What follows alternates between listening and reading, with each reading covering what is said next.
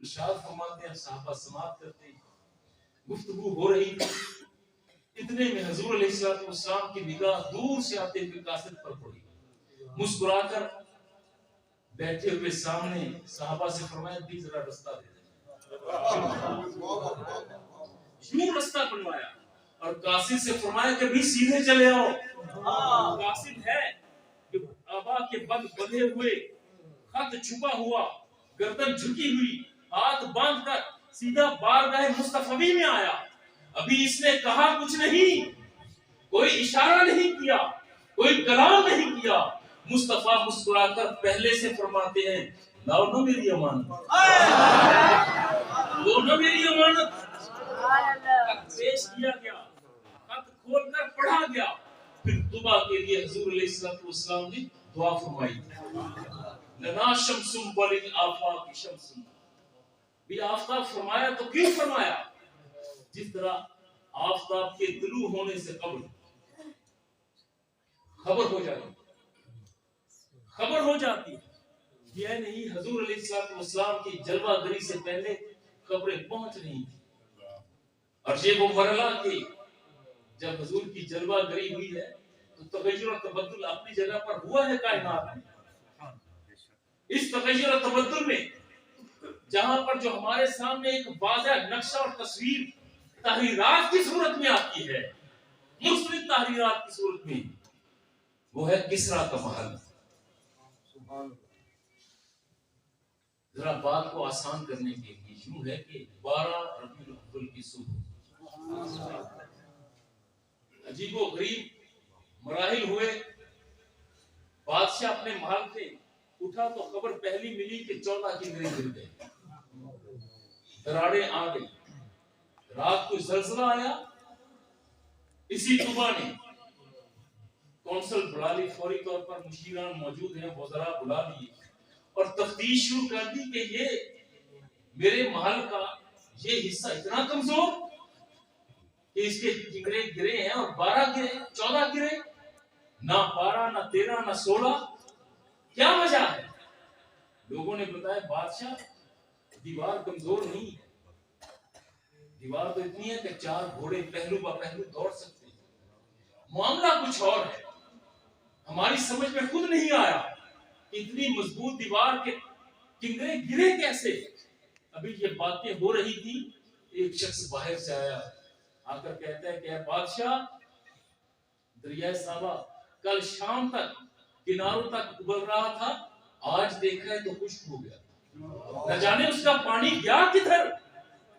تیسرا شخص آتا ہے، اس نے کہا اے بادشاہ، وادی سماوا جو کل شام تک دھول اور مٹی جہاں پر تھی، نہ جانے آج کیا ہوا کہ اس کا کناروں تک پانی ہی پانی بھرا ہوا۔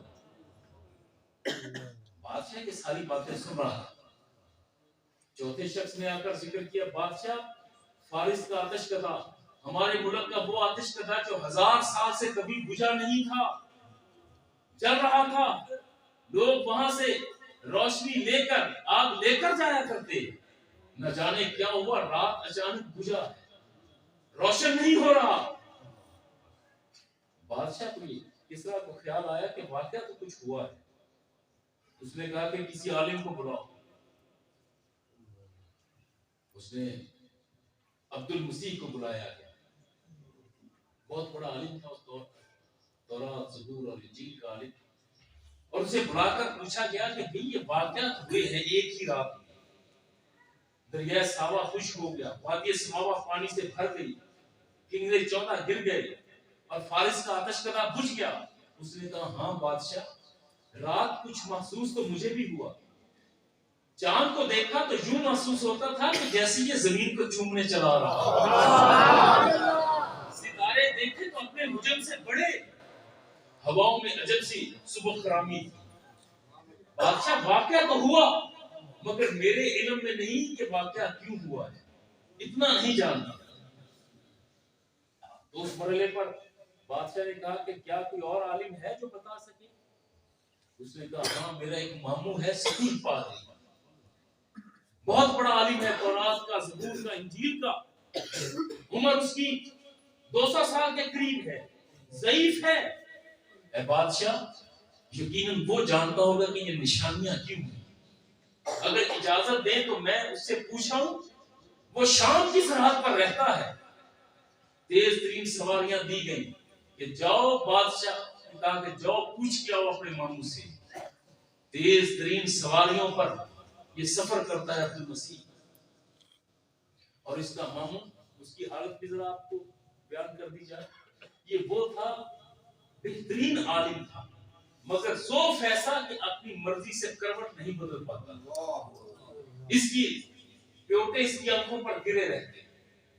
حوائج ضروریات کے لیے اس کے شاگرد اسے اٹھا کر کمرے سے باہر لے جاتے، گرا کر لٹا دیتے، مگر اس کے حواس قائم اور دائم تھے.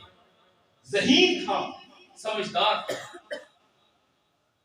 بستر پر لیٹا ہوا، دروازہ کھلا، قدموں کی چاپ سنائی دی. قدموں کی چاپ سے پہچان گیا کہ میرا بھانجا عبد المسیح اس طرح چلتا تھا. اور آنکھیں بند ہیں، اور بند آنکھوں سے کہتا ہے بیٹا عبد المسیح کیا تم آئے ہو؟ ہاں ماموں میں آیا. آؤ بیٹھو. بٹھا لیا. کیسے آنا ہوا؟ عبد المسیح بتاتا ہے کہ بادشاہ نے بھیجا، کسرا نے. ماموں عجیب بات ہوئی. آج سے کچھ دن پہلے اور آپ کی سہولت کے لیے یوں کہہ دیا ہے کہ 12 ربیع الاول شریف کی صبح معاملہ عجیب ہوا کہ بادشاہ کے محل کے 14 کنگرے گر گئے. وادی سماوا پانی سے بھر گئی. دریائے ساوا خشک ہو گیا. فارس کا آتش کدہ بجھ گیا. یہ ساری باتیں سننے کے بعد وہ سفیہ پادری جس سے اٹھا نہیں جاتا تھا پورے جوش اور جذبے سے اٹھ کر بیٹھ جاتا. کہتا ہے بیٹا ذرا پھر سے بتانا، کیا کسرا کے محل کے 14 کنگرے گر گئے؟ ہاں ماموں گر گئے. کیا وادی سماوا پانی سے بھر گئی؟ ہاں ماموں بھر گئی. کیا فارس کا آتش کدہ اسی رات بجھا؟ ہاں ماموں اسی رات بجھا. یہ سننے کے بعد یہ سفیہ پادری اپنی ران پر ہاتھ مار کر کہتا ہے جاؤ بیٹا اپنے شہنشاہ سے کہہ دو کہ وہ آنے والا آ گیا جس کا ذکر آدم نے کیا تھا، جس کا ذکر شیش نے کیا تھا، جس کا ذکر تمام انبیاء رسول کرتے رہے. وہ آنے والا آ چکا ہے، اب اپنی خیر منائے. یہ وہ مرحلہ تھا کہ جب پہلے سے تغیر و تبدل بتا رہے تھے. مصطفیٰ کی جلوہ گری بھی ہوئی. لنا شمس وللآفاق شمس. سورج کیوں فرمایا؟ سورج فرمانے میں ایک حکمت یہ بھی سمجھ آتی ہے. سردیوں میں آپ دیکھتے ہیں کہ رات کو انگوریاں مرجھا جاتی ہیں، پھول سر جھکا لیتے ہیں، اور پھر صبح جب سورج طلوع ہوتا ہے اس کی کرن پڑتی ہے نا تو وہی انگوریاں جو بیمار لگتی ہیں، جو مرجھائی لگتی ہیں، جب سورج کی پہلی دوسری تیسری کرن اس پر آتی ہے نا تو یہی تندرست و توانا محسوس ہوتا ہے، سر اٹھا لیتے ہیں.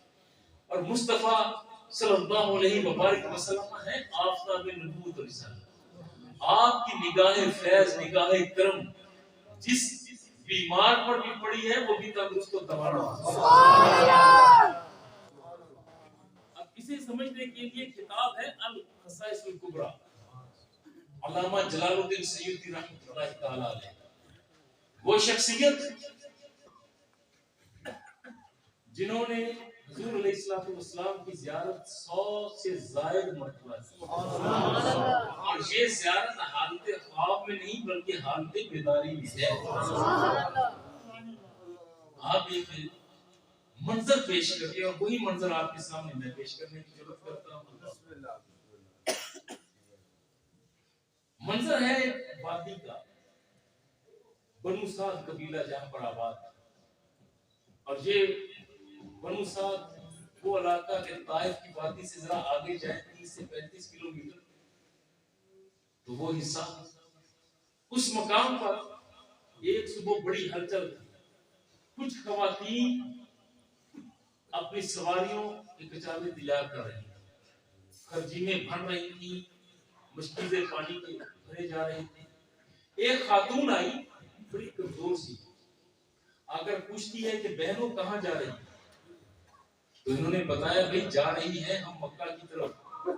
سرداروں کے ہاں بیٹے ہوئے ہیں، اور عجیب بات ہے کہ اس مرتبہ جس کے ہاں ولادت ہوتی ہے پیدا بیٹا ہی ہو رہا ہے۔ وہاں جائیں گی، بچوں کو گود لیں گی، دودھ پلائیں گی، اور ان کے ماں باپ ہماری خدمت کریں گے، ہمارا گزر بسر ہوگا۔ اور یہ جو خاتون کی کہتی ہے ذرا انتظار کرو تو میں بھی آ جاؤں، مجھے بھی ساتھ لے چلنا، کوئی بچہ میں بھی گود اٹھا لوں گی، کسی کو دودھ میں بھی پلا دوں گی، تو میرا گزر بسر بھی اچھا ہوگا۔ تو وہ خواتین کہتی ہیں نہ بھی نہ، تو بھی بیمار اور تیرے ساتھ ساتھ تیری سواری بھی بیمار ہے، وہ ذرا تیز چلے تو اس کے پاؤں ٹکراتے ہیں، تیری سواری ہماری سواریوں کا ساتھ نہیں دے پائے گی، ہم تو یوں سمجھو کہ اڑتی ہوئی جائیں گی، بچوں کو گود اٹھا کر واپس اسی طرح آئیں گی، تو ہمارا ساتھ نہیں دے پائے گی، تو بعد میں آنا۔ یہ کہہ کر بنو سعد قبیلے کی وہ تمام خواتین اپنی اپنی سواریوں کی ایڑ لگاتی ہیں اور مکہ کی طرف روانہ ہو۔ یہ جو پیچھے رہ گئی، یہ جو بیماری کا تانا جسے ملا تھا، جسے بیمار سواری کا تانا ملا تھا، تاریخ جانتی ہے تو اسے حلیمہ سعدیہ کے نام سے اپنے شوہر حارث کے پاس گئی کہ حارث چل میرے ساتھ، ہم بھی کوشش کر لیں، سواری پر بیٹھے چل دیے، اور حلیمہ سعدیہ کا قول نقل کرتے ہیں علامہ جلال الدین سیوطی رحمۃ اللہ تعالی علیہ۔ حلیمہ بیان کرتی ہے کہ جب میں مکہ میں داخل ہو رہی تھی تو خواتین گود میں بچوں کو اٹھائے باہر آ رہی تھی، جو ہی نگاہ حلیمہ پر پڑی تو اس کی سہیلیاں تنزل اسے کہتے ہیں حلیمہ یہ دیکھ، فلاں سردار کا بیٹا میری گود، فلاں تاجر کا بیٹا میرے پاس، فلاں سردار کا بیٹا اس کے پاس، تمام امراء کے بچوں کو گنوا دیا۔ حلیمہ خاموش کھڑی اور یہ کہتے ہیں حلیمہ پریشان نہ ہونا، اور تجزیہ انداز میں کہتی ہیں حلیمہ پریشان نہ ہونا، یہ نہ سمجھ لینا کہ ہم نے تیرے لیے کوئی بچہ چھوڑا نہیں، ایک بچہ چھوڑا ہی ہے۔ اور یہ بات اتنی بات کہتی ہے نا، ساری مسکرائی اور تنزیہ انداز میں کہتی ہیں ہاں اگرچہ وہ بچہ یتیم ہے، اس کا باپ زندہ نہیں، جاؤ اس بچے کو گود اٹھاؤ، چلو تمہیں بھی کچھ نہ کچھ تو مل جائے گا۔ یہ بات انہوں نے تنزل کی، مگر واللہ وہ نہیں جانتی تھی کہ کس کا ذکر ہو رہا ہے۔ اب در یتیم، وہ در یتیم جس گود میں آنا تھا، اس گود کو کچھ نہ کچھ نہیں بلکہ کائنات کا سب کچھ مل جانا تھا۔ حلیمہ سعدیہ گردن جھکائے مکہ میں داخل ہوئی تو سب سے پہلی ملاقات حضور علیہ السلام کے دادا جان سے ہو گئی۔ وہ فرماتے ہیں کہ بھئی اس گھر میں میری بیٹی آمینہ موجود ہے، اس سے بات کر لو۔ اور اماں جی حلیمہ سعدیہ آپ ذکر فرماتے ہیں کہ لوگوں میں مصطفیٰ کے گھر کی طرف بڑھا، میں نے دروازہ کھولا اور اللہ کی قسم پوری زندگی ایسی مہکار نہیں سنی تھی جو مصطفیٰ کے گھر سے آ رہی تھی۔ گھر میں داخل ہوئی اور اماں جی سے مدعا بیان کیا۔ اماں جی نے فرمایا کہ اس کمرے میں بیٹا ہے، جاؤ دیکھ لو۔ حلیمہ چلی ہیں مصطفیٰ کے کمرے کی طرف اور حضور ابھی شیر خوار کی قیمت ہے۔ دروازہ کھولا، حلیمہ کہتی ہیں القصائص الکبریٰ میں حلیمہ کا قول یہ ہے کہ میں نے دروازہ کھولا تو مصطفیٰ حضور علیہ السلام کا ذکر کیا کہ آپ بے خوبصورت کپڑے میں لپٹے ہوئے مسکرا کر مجھے تکتے جا رہے ہیں۔ یہاں پر القصائص الکبریٰ خاموش ہے، اتنی ہی بات ہے، مگر میرا ذوق یہ کہتا ہے، میرا ایمان یہ کہتا ہے کہ حضور اس مرحلے پر بھی مسکرا کر حلیمہ سعدیہ کو دیکھ رہے تھے اور نگاہوں ہی نگاہوں میں فرما رہے تھے حلیمہ آ گئی ہو، حلیمہ آ گئی ہو تو آگے بڑھو نا، مجھے اٹھاؤ اور اٹھا کر سینے سے لگا۔ حلیمہ کہتی ہے کہ میں آگے بڑھی، حضور کو اٹھایا، سینے سے لگایا، اے لوگو واللہ جیسے ہی میں نے مصطفیٰ کو اٹھا کر سینے سے لگایا، اللہ کی قسم میرے سینے کی ساری بیماریاں ختم ہوتی محسوس ہوئی۔ میں نے خود کو تندرست و توانا محسوس کیا اور میں سمجھ گئی کہ یہ بچہ بڑی برکت والا ہے۔ اماں جی سے اجازت دے تو میں آپ کے صاحبزادے کی خدمت کے لیے حاضر اور لے جاؤں اسے۔ اماں جی نے اجازت دی۔ حلیمہ سعدیہ نے حضور کو اٹھایا ہے اور گھر سے باہر آئے اور حضور علیہ السلام کے چہرے مبارک پر اپنی چادر تان دی۔ چادر ذکر فرماتے چادر اس لیے تان کہ اتنا حسین بچہ اور میری گود میں کہیں کسی کی نظر نہ لگ جائے۔ اور چلی اور ذہن میں خیال آیا کہ یہ بیت اللہ جس کے طواف کے لیے لوگ دور دراز سے آتے ہیں، میں یہاں پہنچ گئی ہوں تو اب اس بیت اللہ کا طواف کر لیتی ہوں۔ حضور کو گود میں اٹھائے، حلیمہ سعدیہ صحن حرم میں آ گئی۔ یہاں پر بہت سے بت پڑے تھے۔ حلیمہ کہتی ہے کہ میں حضور کو اٹھا کر جس بت کے قریب سے گزرتی وہ بت اندھے منہ گرتا۔ پہلے کے قریب سے گزری پہلا گرا، دوسرے کے قریب سے گزری دوسرا گرا۔ لوگوں نے کہنا شروع کر دیا کہ یہ خاتون ہمارے خدا کو گرا رہی ہے، مگر میرا اور ان بتوں کا فاصلہ بڑا تھا۔ اور حلیمہ کہتی ہے کہ طواف مکمل کر لیا تو اگلی بات ذہن میں آ گئی۔ کہا کہ بھی یہاں ایک کونے پر حجر اسود ہے جو کبھی حجر ابجد ہوا کرتا تھا، سفید پتھر جنت سے اتارا گیا اور جس کی خوبیوں میں ہے کہ اسے پانی میں ڈالیں تو ڈوبتا نہیں، آگ میں ڈالیں تو گرم نہیں ہوتا، قیامت کے دن یہ گواہ بنے گا اور یہ لوگوں کے گناہوں کو چوسنے کی صلاحیت سے مالا مال۔ حجر اسود ہے سیاہ رنگ کا پتھر ایک کونے میں، لوگ اسے چومنے کے لیے بے چین و بے قرار رہتے ہیں، اسے چومتے ہیں تاکہ اس کی برکتیں حاصل ہو جائیں۔ حلیمہ کہتی ہیں کہ میرے ذہن میں یہ بات آئی کہ اس بچے کو لے کر حجر اسود کے قریب جاتی ہوں، اس بچے کے ہونٹ حجر اسود سے لگا دوں، اسے حجر اسود کی برکتیں مل جائیں۔ حلیمہ کہتی ہے کہ میں نے حضور کو اٹھایا، حجر اسود کے قریب آئی اور جہاں پر یہ منظر صرف سننا نہیں ہے بلکہ دل کی آنکھوں سے ذرا دیکھنے کی کوشش کریں کہ حلیمہ نے حضور کو اٹھایا ہے۔ چلتے ہوئے حجر اسود کے قریب آئی۔ کتاب ہے الخصائص الکبریٰ، لکھنے والے علامہ جلال الدین سیوطی رحمۃ اللہ تعالی علیہ حلیمہ کا قول نقل کرتے ہیں اور حلیمہ یہ کہتی ہیں کہ لوگوں میں نے حضور کو اٹھایا، حجر اسود کے قریب کیا، میں نے دیکھا، اپنے ساتھی آنکھوں سے دیکھا کہ ابھی حجر اسود اور مصطفیٰ کے لبوں کا فاصلہ موجود۔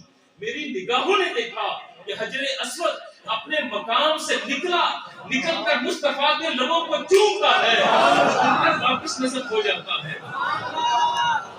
میں نے یہ منظر دیکھا کہ ایسا لوگ چومے اس حجر اسود کو اور حجر اسود چومے آگے بڑھ کر اس بچے کے لبوں کو، یہ تو بڑی برکت والا ہے۔ حضور کو سینے سے لگایا اور چلیے اب اپنے شوہر حارث کی طرف، اور جس طرف سواری بیٹھی تھی موجود تھی، حضور گود میں ہوا چل رہی، جو ہی ہوا نے کہنے دیجیے ذوق ہے میرا، چونکہ الخصائص الکبریٰ میں ہے کہ جب حلیمہ قریب پہنچی تو سواری نے گردن جھٹکے سے اسی طرف کی اور گردن کو جھکایا، مگر میرا یہ ذوق ہے کہ جب ہوا مصطفیٰ کے پاؤں کو چوم کر اس سواری تک پہنچی تو ہوا کی مہکاس اس سواری نے بھی پہچان لیا کہ رسول اللہ کی جگہ۔ اس نے گردن گھمائی، سر کو جھکایا۔ حلیمہ کہتی ہے کہ میں نے حضور کو گود میں لیا، اس کے اپنے شوہر حارث کے پاس آئی اور ذکر کرتی ہے حارث یہاں سے اٹھو اور جلدی چلو، تو میں راستے میں بتاؤں گی کہ میں نے مشاہدات کیے کیا ہے، یہ تو بچہ بڑی برکت والا۔ سواری پر بیٹھے اور حلیمہ کہتی ہے کہ وہی سواری جس کی پسلیاں پہلے دکھائی دیتی تھی، جو کمزور دکھائی دیتی تھی، اچانک یہ فربا محسوس ہونے لگی، تندرست و توانا محسوس ہونے لگی، ایک جھٹکے سے کھڑی ہوئی، اس نے اپنے سر کو بیت اللہ کی طرف کیا، 3 مرتبہ جھکایا، چوتھی مرتبہ خود بخود اس نے بنو سعد قبیلے کی طرف رخ کر لیا۔ ابھی لگام یا مہار کو کھینچا نہیں، یوں محسوس ہوتا تھا کہ یہ سواری اب منزلیں پہچان رہی ہے. اس سواری نے چلنا شروع کیا. ایک طرف حلیمہ بھی خاموش ہے, اس کا شوہر حارث بھی خاموش. حلیمہ نے حضور کو گود میں لیا. سواری کچھ تیز چلی. حلیمہ نے مصطفیٰ کو قریب کیا. ہوا اس سواری نے دل کی چال چلتے ہوئے رفتار بڑھائی تو حلیمہ نے ایک ہاتھ اس سواری کے کچاوے پر ڈالا. سواری نے رفتار اور پکڑی تو اس نے مصطفیٰ کو اور قریب کر لیا. رفتار بڑھتی چلی گئی. رفتار اس قدر تیز ہوئی, حلیمہ کہتی ہے کہ یوں محسوس ہوتا تھا کہ جیسے یہ سواری ہوا کے دوش اڑی جا رہی ہو. تو یاد ہے نا کہ وہ خواتین جو بڑی دیر پہلے روانہ ہوئی تھی, ان کا قافلہ سامنے جاتا ہوا محسوس ہوا. اور یہ سواری بڑی رفتار کے ساتھ, بڑی تیزی کے ساتھ, حلیمہ سعدیہ کی رفتار سواری تیزی کے ساتھ قریب سے گزری. یہاں پر میں نے ایک غلطی یہ ذہن میں آ گئی. حلیمہ سعدیہ کی سواری تو اس وقت تھی جب یہ بنو سعد سے چلی تھی. اب یہ سواری حلیمہ سعدیہ کی تو نہ رہی, اب یہ سواری ہے تو حبیب کبریا کی سواری ہے. حبیب کبریا کی سواری بڑی رفتار کے ساتھ ان خواتین کی سواریوں کے قریب سے گزری تو ان خواتین نے پیچھے سے پہچانا کہ لباس تو حلیمہ جیسا ہے, انداز حلیمہ جیسا ہے, مگر اس قدر تیز رفتار سواری. یہ خواتین پیچھے سے آواز دیتی ہیں, او حلیمہ, او حلیمہ, کیا تم نے مکہ میں جا کر سواری بدل لی؟ اب تو حلیمہ سعدیہ کے ناز بھی بلندیوں پر ہے. مسکرا کر گردن گھما کر پیچھے دیکھا, پیچھے دیکھ کر مسکرا کر انہیں کہتی ہے, او سہیلیوں, میں نے مکہ میں جا کر سواری نہیں بدلی, اس کا سوار بدلا ہے. وہ بدلا کہ حلیمہ سعدیہ حضور کو لے کر بنو سعد کے قبیلے میں پہنچی. ابھی میں القصائص الکبریٰ سے باہر نہیں نکلا, جب یہ اپنے گاؤں میں پہنچی نا, پنڈ سے پہنچ گئی, تو کہتی ہیں کہ میں حضور کو لے کر جس گلی سے گزرتی وہ گلی مہکتی چلی جا رہی. لوگ آ کر پوچھا کرتے تھے, حلیمہ خوشبو کون سی لگا کے آئی؟ اور جب اپنے جھونپڑے میں, جھگے میں حلیمہ پہنچی, اس کے شوہر نے کہا کہ تو اندر بیٹھ کمرے میں اونٹنی کا دودھ دو لوں ذرا. اور حلیمہ جب اندر گئی نا, حارث نے آواز دی, حلیمہ برتن لانا. حلیمہ اٹھی, برتن اٹھایا, حارث کو دیا, کمرے میں چلی گئی. ابھی کچھ ہی دیر گزری تھی کہ حارث کی پھر آواز آئی, حلیمہ یہ برتن بھر گیا, کوئی اور لانا. حلیمہ اٹھی, پہلے سے بڑا برتن لیا, حارث کو دیا اور واپس کمرے میں. کچھ وقت اور گزرا, آواز پھر آئی, حلیمہ برتن تو یہ بھی بھر گیا. اب کیفیت یہ تھی کہ حلیمہ برتن لاتی جا رہی تھی, حارث دودھ ہوتا جا رہا تھا, برتن بھرتے جا رہے تھے. القصائص الکبریٰ میں تو اتنا ہے کہ حلیمہ سعدیہ کے گھر کے تمام برتن بھر گئے. مگر میں اپنے ایمان اور ذوق کی بات کہوں تو بات یوں بنتی ہے, یہ برتن تو تھے حلیمہ سعدیہ کے گھر کے, مگر میرا ایمان اور ذوق یہ کہتا ہے کہ اگر اس دن بنو سعد قبیلے کے تمام گھروں کے برتن لا کر حارث کے سامنے رکھ دیے جاتے, وہ تمام بھر دیے جاتے. یہاں جملہ وہ بولوں گا جو قبلہ حضور رحمۃ اللہ تعالی علیہ سے میں نے سنا. سبحان اللہ. میں کہتے تھے یقیناً حلیمہ کی اونٹنی کے تھنوں کا تعلق قدرت نے جنت میں دودھ کی نہروں سے جوڑ دیا. حلیمہ تیرے گھر مصطفیٰ آ گئے, اب یہاں پر لہر لہر ہے. فنا شمس وللآفاق شمس, دنیا والوں ایک تمہارا آفتاب اور ایک ہے میرا آفتاب.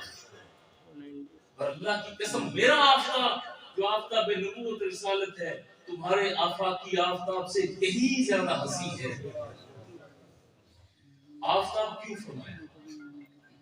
آفتاب مرکز ہے نظام شمسی, یہ زمین, مریخ, عطارد, نیپچون, تمام سیارگاہ یہ اس کے گرد گھومتے ہیں. یہ چاند جو ہمیں روشن دکھائی دیتا ہے یہ خود روشن نہیں ہے، یہ سورج کی روشنی چاند پر پڑتی ہے تو چاند روشن ہے۔ زمین خود بخود روشن نہیں ہے، سورج کی تمازت و حرارت روشنی زمین پر آتی ہے تو یہ روشن ہے۔ حضور ہے آفتاب نبوت رسالت، وجہ تخلیق کائنات۔ یہاں پر کہنے دیجئے کہ آدم کے پاس جو نبوت ہے تو مصطفیٰ کی انوار کی تجلی ہے۔ تمام انبیاء اور رسول یقیناً ان کے پاس مقام نبوت اور رسالت ہے تو اس کی وجہ اور سبب مصطفیٰ کے انوار اور تجلیات ہے۔ چونکہ بلند ترین مقام پر نظام شمسی میں دور جو موجود ہے وہ آفتاب جو بلندی پر حضور ہے آفتاب نبوت رسالت، چونکہ آپ مقام اور مرتبے میں سب سے بلند ہے، اس لیے بھی آپ کو آفتاب ذکر کیا ہے۔ لنا شمس بلل آفاق شمس، دنیا والوں ایک تمہارا آفتاب اور ایک ہے میرا آفتاب۔ حضور علیہ السلام چونکہ یہ آفتاب اپنے جمال میں، اپنے کمال میں، اپنے انوار میں یہ اپنی مثال آپ ہے، اور آج تک سائنس انتہا کی ترقی پر جانے کے باوجود ابھی تک جان نہیں پائی کہ اس سورج کی اصل حقیقت کیا ہے۔ اس کے اندر پنجابی ٹیمیں تو لائے نہیں، مگر یہ نہیں ہے کہ حقیقت کیا ہے۔ اسی طرح کہ مصطفیٰ کے بارے میں آج جو بحث چلتی ہے نا کہ مصطفیٰ نور ہے یا بشر، نور ہے یا بشر، کہ نور اور بشر کے جھگڑوں میں نہ پڑو۔ اگر مصطفیٰ صرف بشر ہوتے تو آپ کا سفر معراج وہ مسجد حرام سے شروع ہو کر مسجد اقصی پر ختم ہو جاتا، زمین سے زمین پر ختم ہوتا، اور اگر فقط نور ہوتے تو وہاں جا کر رکتے جہاں پر نوری فرشتہ جبریل رکا ہوا تھا کہ اس کے بعد آگے بڑھا تو میرے پر جلیں گے، اور تو اپنے عقل کی کسوٹی پر مصطفیٰ کی ذات کو پرکھے، اور وہ بھی نور اور بشر کے حوالے سے اتنا کیوں نہیں کہتا؟ بھی بات سیدھی یہ ہے کہ مصطفیٰ کی حقیقت خدا جانے یا خدا کا مصطفیٰ جانے۔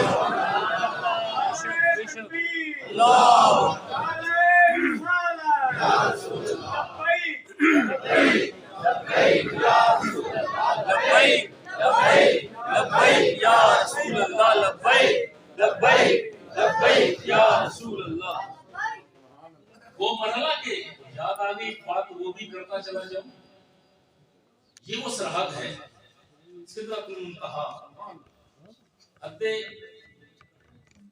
وصل بھی ہے اور حد فصل بھی ہے۔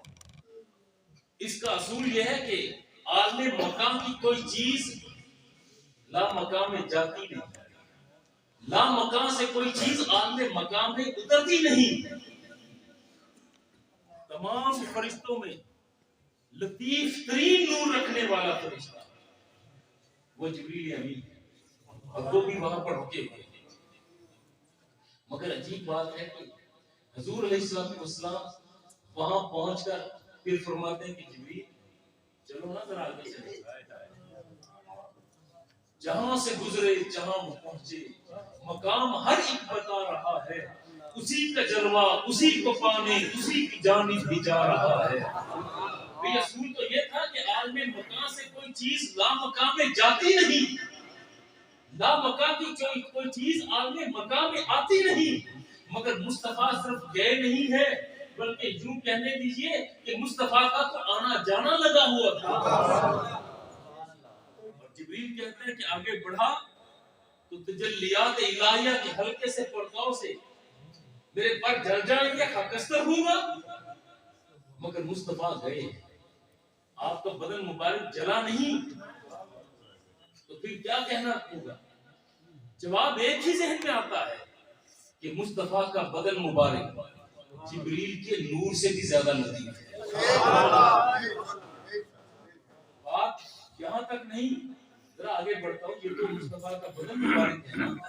حضور علیہ السلام نے اپنے سر پر دستار مبارک کی رکھی، آپ کا لباس بھی ہے، خالص زمین کی چیز پٹسن ہوئی تو زمین پر ہوئی، اس سے دھاگا بنا تو زمین پر، تانا بانا تیار ہوا تو زمین پر، کپڑا تیار اور بنا گیا تو زمین پر، سلائی ہوئی تو زمین پر، خالص زمین کی چیز. بھئی اس لباس کو تو جل جانا چاہیے تھا، مگر کیوں نہ جلا؟ اس لیے کہ مصطفیٰ کے بدن کو چوم رہا. جو مصطفیٰ کے بدن سے مس ہوا، اس کا مطلب ہے کہ اس لباس کی لطافت بھی جبریل کے نور سے زیادہ لطیف ہو گئی. ذرا آگے بڑھتے ہوئے یہ حضور علیہ السلام لباس کے ساتھ آپ کے نالین مبارک بھی چمڑے کے. یہ تو خالصتاً زمین کی پیداوار ہے. جانور پیدا ہوا زمین پر، پلا بڑھا زمین پر، جوان ہوا زمین پر، چارہ کھایا زمین پر، ذبح کیا زمین پر، کھال کھینچی زمین پر، کھال کو خشک کیا تو زمین پر، رنگا گیا تو زمین پر، اسے سلائی کر کے جوتے تیار ہوئے تو زمین پر، خالصتاً زمین کی چیز. یہ تو جلنا چاہیے تھا، کیوں نہ جلا؟ تو پھر ماننا پڑے گا کہ بھئی جب مصطفیٰ کے طلبے اس چمڑے نے بھی چوم لیے، اس کی لطافت بھی جبریل کے نور سے زیادہ لطیف ہو گئی. لنا شمس وللآفاق شمس وشمسی خیر من شمس السماء. دنیا والو ایک تمہارا آفتاب ہے اور ایک ہے میرا آفتاب. میرا آفتاب جو آفتاب نبوت رسالت ہے، تمہارے آفاق کی آفتاب سے کہیں زیادہ حسین، کہیں زیادہ پیارا. اس لیے کہ وہ رات کو غروب ہوتا ہے یا رات کی تاریکی میں بھی جگمگاتا ہے. اللہ رب العزت آپ کی میری ہم سب کی حاضری کو اپنی بارگاہ میں قبول و منظور فرمائے.